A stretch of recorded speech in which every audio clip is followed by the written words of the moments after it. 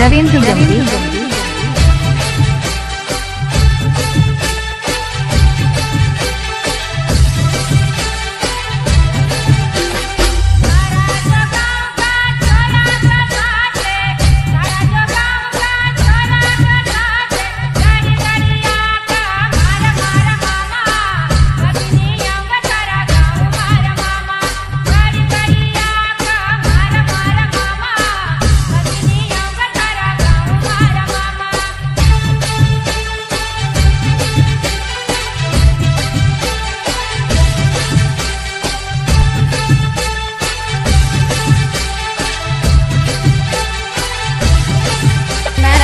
दोस्तों तुम लाडी रखने वाला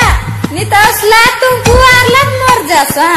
तो फिर कह रहे तो तू नहीं समझी रे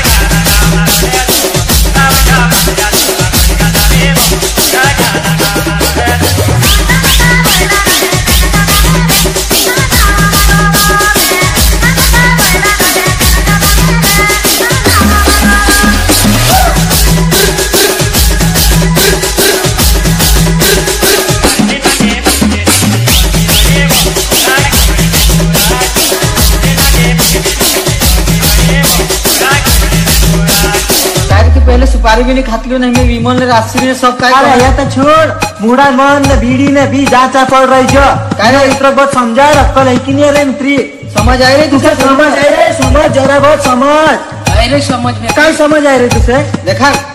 आज की बात तुमरे दुई पुटी फिर न बन अरे